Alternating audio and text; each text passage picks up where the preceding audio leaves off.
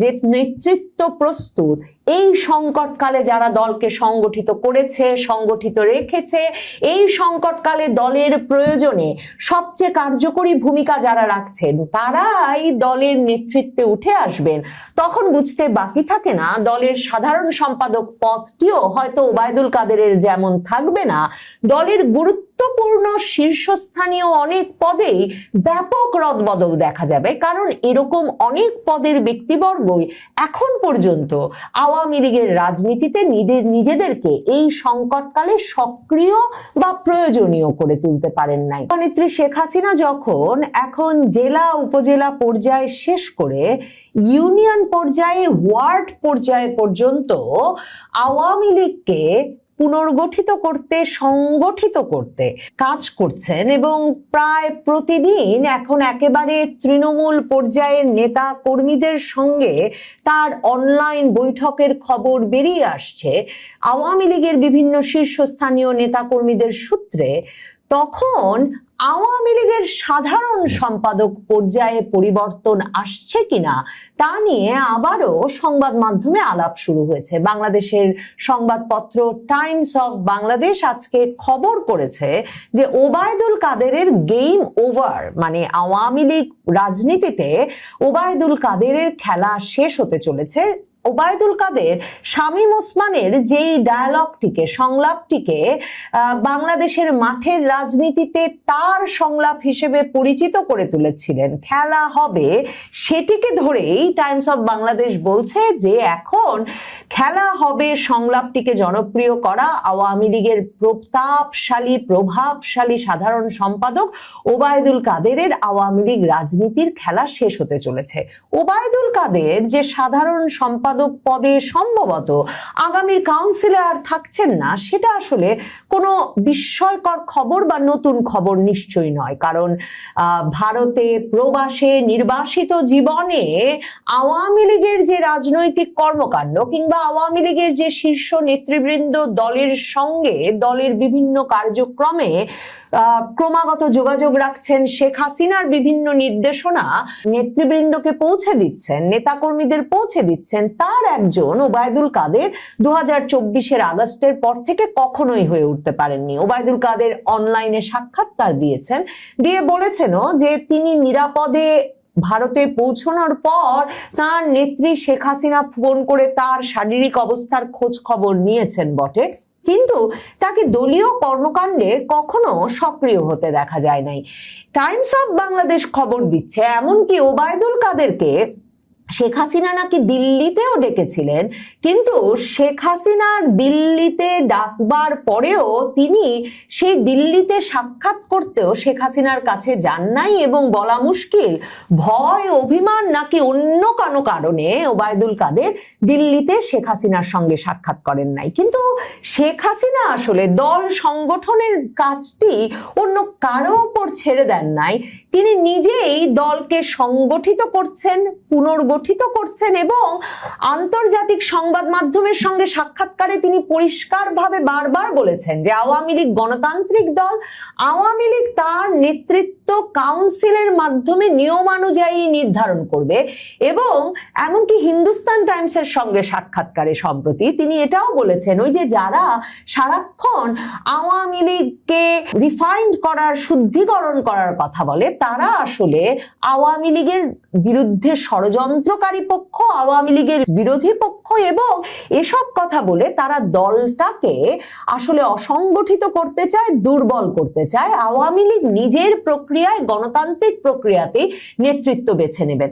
আওয়ামী লীগ কাকে নেতা বানাবে, শেখ হাসিনা কিন্তু অনেক দফায় দলীয় নেতাকর্মীদের সঙ্গে টেলিগ্রাম সহ বিভিন্ন মাধ্যমে আলাপচারিতায় বলেছেন যে যে যেখানে নেতৃত্ব নেবে, যে যেখানে দলের দায়িত্ব নেবে, নেতাকর্মীদের সংগঠিত করতে পারবে, সেই সেখানে নেতা হয়ে উঠবে। মানে দলের প্রয়োজনে যে সাড়া দিতে পারবে সেই নেতা হয়ে উঠতে পারবে। এবং শেখ হাসিনার সেই নির্দেশনা মেনে যে আওয়ামী লীগের নেতৃত্ব এবং কর্মী বাহিনী প্রস্তুত একেবারে ইউনিয়ন পর্যায় পর্যন্ত, ওয়ার্ড পর্যায় পর্যন্ত, সেটা এই মে মাসে এসে শেখ হাসিনা সাম্প্রতিক যে সাক্ষাৎকারগুলো দিয়েছেন তাতে একেবারে পরিষ্কার হয়েছে।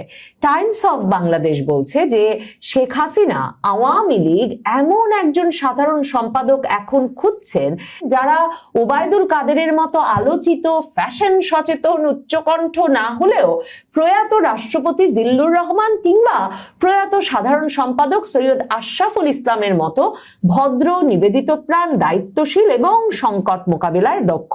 মানে ওবায়দুল কাদের তার পুরো জীবনটাই আওয়ামী লীগের রাজনীতিতেই কাটিয়েছেন। ছাত্রলীগের সভাপতি থেকে পরে আওয়ামী লীগের সাধারণ সম্পাদক হয়েছেন ওবায়দুল কাদের। কিন্তু তার বিরুদ্ধে মূল অভিযোগ হচ্ছে যে তিনি দলের নিবেদিত প্রাণ, পরীক্ষিত নেতাদের মূল্যদান নাই অবমূল্যায়ন করেছেন এবং তথাকথিত হাইব্রিড নেতাদের গুরুত্ব দিয়েছেন।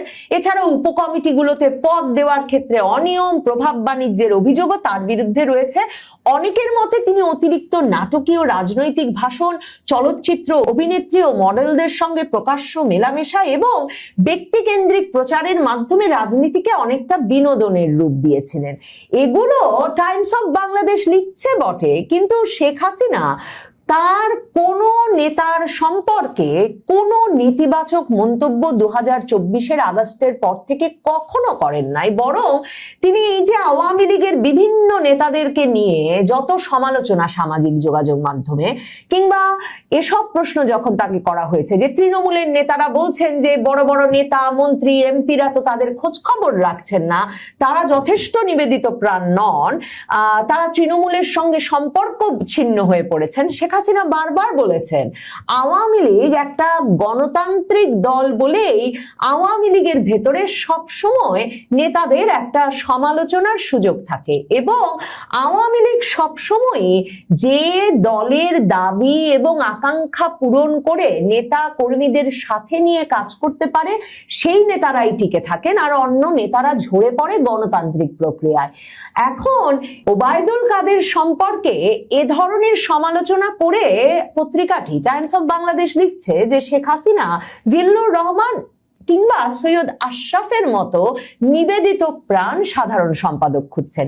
সৈয়দ আশরাফের যে উত্থান আওয়ামী লীগের নেতৃত্বে 2009 সালে এসে যখন 1/11 তত্ত্বাবধায়ক সরকারের সময় ভয়াবহ ঝড়ের মধ্যে আওয়ামী লীগের রাজনীতি শেখ হাসিনার নেতৃত্ব পড়বার পরে সেই সংকটকালের কথা মাথায় রাখলে এই যে এখন যে দ্য ওয়ালের সঙ্গে সাক্ষাৎকারে শেখ হাসিনা স্পষ্ট করে বলেছেন যে সংকটকালে আওয়ামী লীগের ভেতর থেকেই অনেক নেতৃত্ব উঠে এসেছে এবং তিনি আস্থার সঙ্গে মনে করেন যে সেই নেতৃত্বই আওয়ামী লীগকে তৃণমূল পর্যন্ত সংগঠিত করে ফেলেছে। শুধু তাই নয়, তারাই দলের দায়িত্ব নেবে এবং তিনি এটা সুস্পষ্ট করে বলেছেন যে নেতাকর্মীরা যখন এত নির্যাতনের মধ্যে আছে, বাংলাদেশের সাধারণ মানুষ যখন ভয়াবহ দুর্ভোগ, দুর্দশা, দুর্বিপাকে আছে, তখন তিনি কিছুতেই দলের দায়িত্ব ছেড়ে যেতে পারেন না। তিনি দলে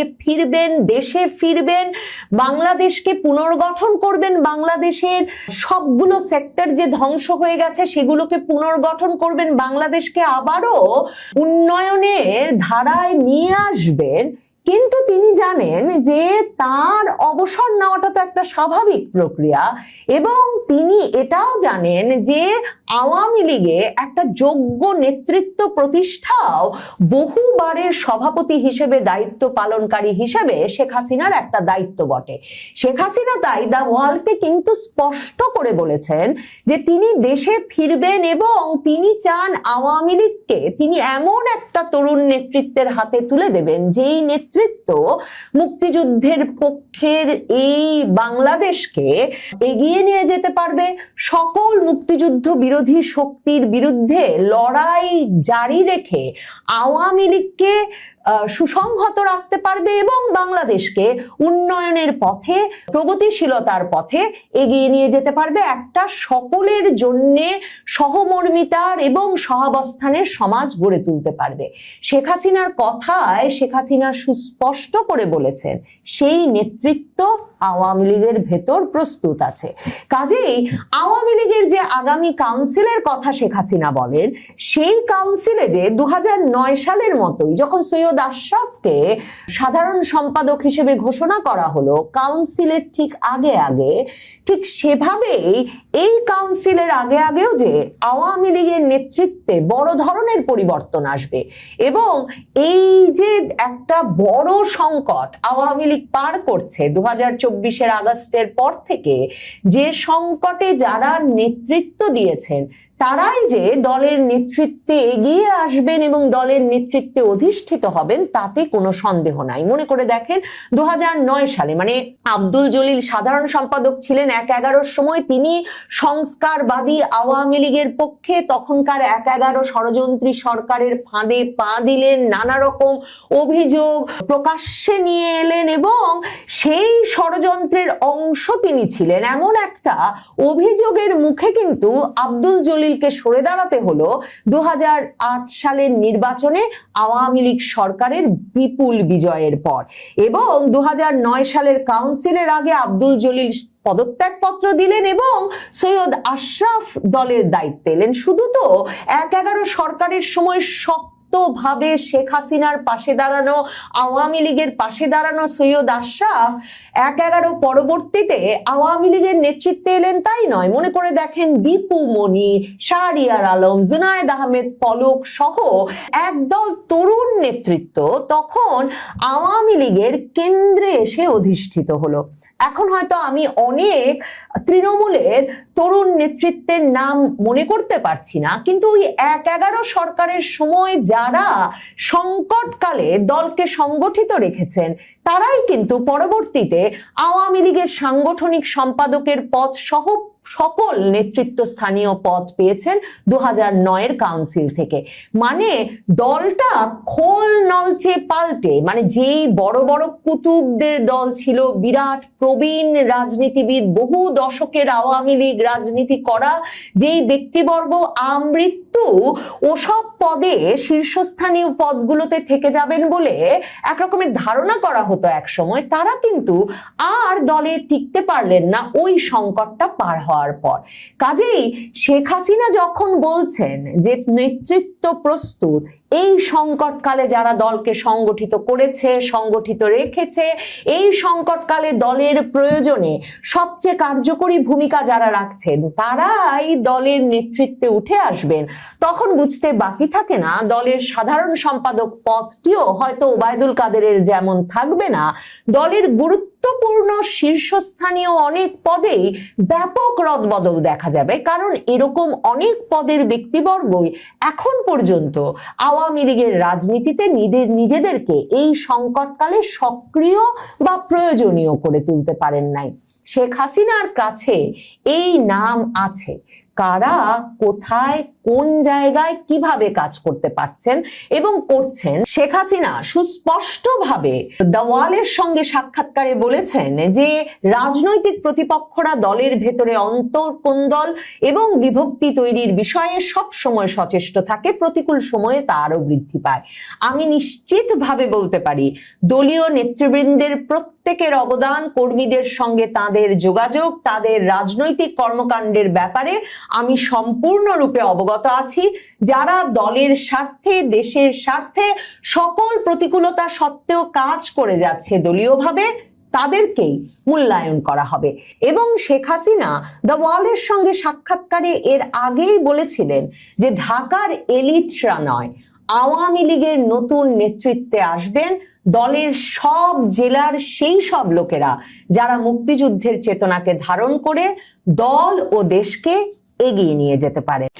বাংলাদেশে ইনকিলাব মঞ্চের সাবেক মুখপাত্র শরীফ ওসমান হাদী হত্যাকাণ্ড নিয়ে আবারও রাজনীতি বেশ জমে উঠেছে। নতুন করে রাজনীতি জমে ওঠার সূত্রপাত ভারতের পশ্চিমবঙ্গ থেকে। পশ্চিমবঙ্গের সাবেক মুখ্যমন্ত্রী মমতা বন্দ্যোপাধ্যায় হাদী হত্যাকাণ্ডের জন্য 2রা জুন ভারতের কেন্দ্রীয় স্বরাষ্ট্রমন্ত্রী অমিত শাহের দিকে ইঙ্গিত করে চাঞ্চল্যকর বক্তব্য দিয়েছেন। বিষয়টি নিয়ে বাংলাদেশ ও প্রতিবেশী ভারতের পশ্চিমবঙ্গের রাজনীতিতে নতুন করে তীব্র আলোড়ন সৃষ্টি হয়েছিল। এর ঠিক 1 ঘন্টার মধ্যে শরীফ ওসমান হাদীর ভাই শরীফ ওমর হাদী পরপর দুটি স্ট্যাটাস দিয়ে নতুন করে বারুদ উস্কে দিয়েছেন। প্রথম স্ট্যাটাসে তিনি হাদির খুনের সাথে ইন্টারিম সরকারের কয়েকজন উপদেষ্টা এবং বিএনপি সরকারের কয়েকজন এমপি মন্ত্রী সরাসরি জড়িত বলে দাবি করে প্রধানমন্ত্রী তারেক রহমানের কাছে এই হত্যাকাণ্ডের সাথে জড়িতদের বিচার দাবি করেছেন। তার কিছুক্ষণের মধ্যে আরেকটি স্ট্যাটাসে অভিযোগ করেছেন হাদি হত্যার প্রেক্ষাপট তৈরিতে আমিরে জামাতের একজন পিএস জড়িত। তার দাবি হাদিকে ঢাকা ৮ থেকে সরিয়ে দেওয়ার জন্য ব্যাপক চাপ দেওয়া হয়েছে। মমতা ব্যানার্জির বিস্ফোরক মন্তব্যের পর হাদির ভাইয়ের এমন দুইখানা চাঞ্চল্যকর স্ট্যাটাস বাংলাদেশের রাজনীতিতে আবারও হাদি হত্যাকাণ্ডকে নতুন করে আলোচনায় নিয়ে আসলো। প্রশ্ন উঠেছে, হাদির ভাই একজন সরকারি কর্মকর্তা হয়ে এমন অভিযোগ কেন করলেন, তাও আবার প্রধানমন্ত্রী বরাবর? আবার হাদির হত্যা মামলায় এফআইআরে কেন তিনি এই অভিযোগগুলো আগে করেননি? মমতা ব্যানার্জির মন্তব্যের পর কেন অভিযোগগুলো সামনে নিয়ে আসা হলো? বিস্তারিত জানতে চলুন যাওয়া যাক বিশ্লেষণ। 12 ডিসেম্বর শুক্রবার জুমার নামাজের পর রাজধানী ঢাকার ব্যস্ততম এলাকা পুরানা পল্টনের কালভার্ট রোডে গুলিবিদ্ধ হন শরীফ ওসমান হাদি। গুরুতর আহত হাদিকে প্রথমে ঢাকা মেডিকেল কলেজ হাসপাতালে নিয়ে যাওয়া হয়। পরে অন্তর্বর্তী সরকারের বিশেষ সহায়তায় তাকে দ্রুত সিঙ্গাপুরে একটি বিশেষায়িত হাসপাতালে স্থানান্তর করা হয়। কিন্তু 6 দিন পর 18 ডিসেম্বর হাদি মারা যান। 18 ডিসেম্বর রাতে বাংলাদেশে এক নজিরবিহীন তাণ্ডব চলেছিল। দেশের বড় দুটি সংবাদ মাধ্যম প্রথম আলো, ডেইলি স্টারে অগ্নিসংযোগ করা হয়। চট্টগ্রামে অবস্থিত সহকারী ভারতীয় হাই কমিশনের বাসভবনের সামনে বিক্ষোভকারীরা পাথর ছুড়ে। এরপর বেশ কিছুদিন ধরে ইনকলাব মঞ্চের নেতারা 30 দিনের আলটিমেটাম দিয়ে শাহবাগে বসে আন্দোলন করছিল। ঘটনার 25 দিনের মাথায় অর্থাৎ চলতি বছরের 6 জানুয়ারি ঢাকা মহানগর পুলিশের গোয়েন্দা বিভাগ আদালতে এই মামলার প্রথম চার্জশিট দাখিল করে। ডিবির চার্জশিটে মোট 17 জনকে আসামি করা হয়। ডিবির তদন্ত অনুসারে হাদিকে সরাসরি রিকশায় গুলি করেছিলেন ফয়সাল করিম মাসুদ এবং ঘটনার সময় মোটরসাইকেল চালাচ্ছিলেন আলমগীর হোসেন। তবে ডিবির এই চার্জশিট রাজনৈতিক মহল ও হাদির পরিবারের কাছে সম্পূর্ণ বিশ্বাসযোগ্য মনে হয়নি। এই বিতর্কের জেরে এবং মামলার গভীরতা অনুধাবন করে গত 15 জানুয়ারি আদালত মামলাটি অধিকতর তদন্তের জন্য পুলিশের অপরাধ তদন্ত বিভাগকে নির্দেশ দেয়। অবশ্য বাংলাদেশে জাতীয় সংসদের নির্বাচনের আগে থেকে হঠাৎ করে হাদি হত্যার বিচারের দাবিটা নির্মাণ হয়ে যায়। দর্শক, শরীফ ওসমান হাদি হত্যাকাণ্ডের তদন্ত কেবল বাংলাদেশের অভ্যন্তরীণ বিষয়ে সীমাবদ্ধ থাকেনি। হত্যাকাণ্ড ঘটনার পর শুটার ফয়সাল করিম মাসুদ এবং আলমগীর হোসেন অবৈধভাবে ভারতে চলে যায়। গত 8 মার্চ পশ্চিমবঙ্গ পুলিশের স্পেশাল টাস্ক ফোর্স বা এসটিএফ উত্তর 24 পরগনার বনগাঁ বাগদা রোড থেকে এই দুজনকে গ্রেফতার করে। পরবর্তীতে তাদের বিধাননগর আদালতে পেশ করে 14 দিনের পুলিশি হেফাজতে নেওয়া হয়।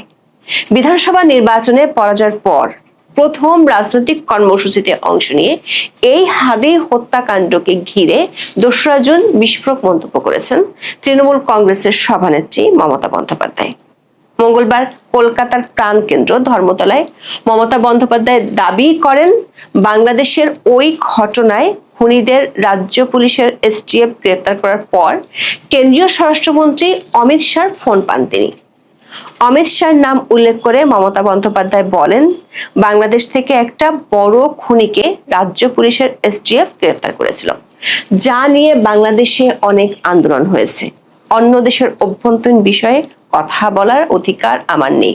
মমতা আরো বলেন, কেন্দ্রীয় স্বরাষ্ট্রমন্ত্রী অমিত শাহ নিজে তাকে ফোন করে বলেছিলেন, আপনি রাজ্য পুলিশকে জানিয়ে দিন এটা যেন বাইরে না যায়, কারণ এটা দেশের ব্যাপার। স্বরাষ্ট্রমন্ত্রীকে সরাসরি প্রশ্ন ছুড়ে দিয়ে মমতা বলেন, কাকে দিয়ে খুন করিয়েছিলেন, কার কার নাম বেরিয়েছিল। আজকে সরকার পরিবর্তন হলেও তিনি সবটাই জানেন বলে দাবি করেন। তবে দেশের স্বার্থে এবং বাংলাদেশের স্থিতিশীলতার কথা চিন্তা করে সেই নামগুলো এখনই প্রকাশ করছেন না বলে জানান মমতা। তিনি বলেন, এতদিন তিনি বলেননি, কিন্তু আজকে অত্যাচারের শেষ সীমায় গেছে বলে তাকে মুখ খুলতে হয়েছে। তিনি সে নামটা বলতে চান না, বললে বাংলাদেশ উত্তাল হয়ে যাবে। দর্শক, এখানে প্রশ্ন হলো, মমতা কেন হঠাৎ করে বাংলাদেশের উত্তাল হাওয়া নিয়ে এতটা চিন্তিত? যদিও দাবি করেছেন তিনি বাংলাদেশকে ভালোবাসেন, আবার বলেছেন দেশের স্বার্থে ওই নাম তিনি বলবেন না। এমন বক্তব্য সামাজিক মাধ্যমে ছড়িয়ে পড়ার পর বাংলাদেশে এ নিয়ে বেশ আলোচনা শুরু হয়েছিল। এমনকি খোদ সাবেক অন্তর্বর্তী সরকার প্রভাবশালী লোকজনও এ নিয়ে সামাজিক মাধ্যমে স্ট্যাটাস দেন। ইউনূসের বিশেষ সহকারী ফায়েজ তাইয়েব আহমেদ, যিনি নির্বাচনের আগে দেশ ছেড়েছেন, তিনি লিখেছেন, হাদি হত্যাকাণ্ডে জড়িত থাকার জন্য মমতা প্রকাশ্যে ভারতের কেন্দ্রীয় সরকারকে অভিযুক্ত করেছেন। এর মাধ্যমে ওসমান হাদি হত্যায় ভারতের সংশ্লিষ্টতা প্রকাশ্যে আসলো। ইউনূসের এই সাবেক বিশেষ সহকারী আরো লিখেছেন, প্রশ্ন থেকে যায় বাংলাদেশে ভারতের হয়ে ঠিক কারা কাজ করেছে, এখানকার কোনো ব্যক্তি এসে নাকি সংস্থা।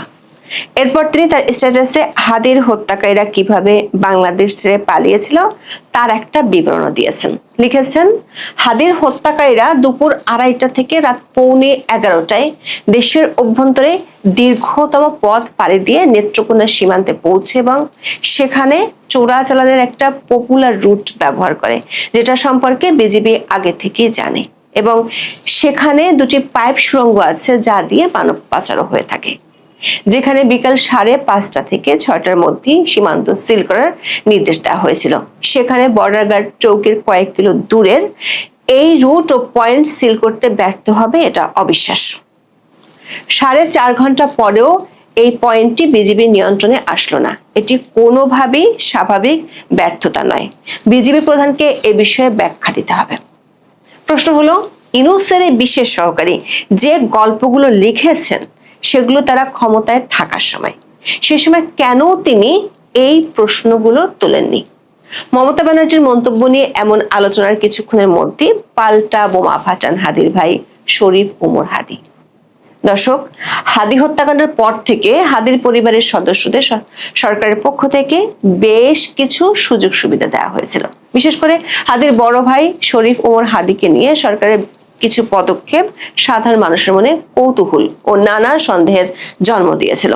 হাদি হত্যাকাণ্ডের মাত্র 1 মাসের মাথায়, অর্থাৎ চলতি বছরের 16 জানুয়ারি তৎকালীন অন্তর্বর্তী সরকার এক প্রজ্ঞাপনের মাধ্যমে শরীফ ওমর হাদিকে যুক্তরাজ্যের বার্মিংহামে অবস্থিত সহকারী হাই কমিশনের 2য় সচিব হিসেবে 3 বছরের জন্য চুক্তিভিত্তিক নিয়োগ দেয়।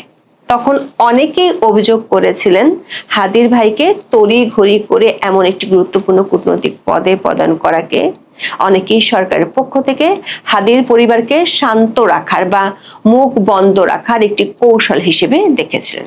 সরকারি কর্মকর্তা হয়েও হাদির ভাই 2রা জুন প্রধানমন্ত্রীর উদ্দেশ্যে বেশ বিস্ফোরক স্ট্যাটাস দিয়েছেন। প্রথম স্ট্যাটাসে লেখেন, শহীদ ওসমান হাদির খুনের সাথে ইন্টারিম সরকারের কয়েকজন উপদেষ্টা এবং বিএনপি সরকারের কয়েকজন এমপি মন্ত্রী সরাসরি জড়িত। মাননীয় প্রধানমন্ত্রী হাদি হত্যার সাথে জড়িত সবাইকে বিচারের মুখোমুখি করুন। হাদি হত্যার বিচার না করলে আপনাকে এরা হত্যা করবে, যেভাবে আপনার বাবা শহীদ প্রেসিডেন্ট জিয়াউর রহমানকে হত্যা করেছে। হাদি হত্যার বিচার আপনি না করলে আপনাকে হত্যা করলেও কেউ বিচার করবে না।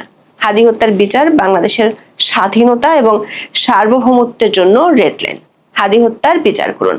এর 1 ঘন্টা পর তিনি আরো একটি স্ট্যাটাস দেন, তবে এবারে স্ট্যাটাসটি অপেক্ষাকৃত ছোট। সেই স্ট্যাটাসে লিখেন, শহীদ ওসমান হাদি হত্যার প্রেক্ষাপট তৈরিতে আমিরে জামাতের একজন পিএস জড়িত। হাদিকে ঢাকা 8 আসন থেকে সরিয়ে দেওয়ার জন্য ব্যাপক প্রেসার দিচ্ছে আমাদের। দর্শক, মমতা ব্যানার্জির মন্তব্যের পর হাদির ভাইয়ের স্ট্যাটাস বাংলাদেশের রাজনীতিতে হাদি হত্যাকাণ্ডের ইস্যুকে আবারও চাঙ্গা করে তুলল কিনা তা হয়তো সামনের দিনগুলোতে বোঝা যাবে। যদি হাদির ভাইয়ের অভিযোগ সত্যি হয়, তাহলে তারেক রহমানকে তার মিত্র ইউনূসের উপদেষ্টা ও নিজের দলের এমপিদের বিরুদ্ধে ব্যবস্থা নিতে হবে। সেটি কি তারেক রহমান করতে পারবেন? এখন এই পর্যন্ত। সবাই ভালো থাকুন, সুস্থ থাকুন, নিরাপদে থাকুন। দেখা হবে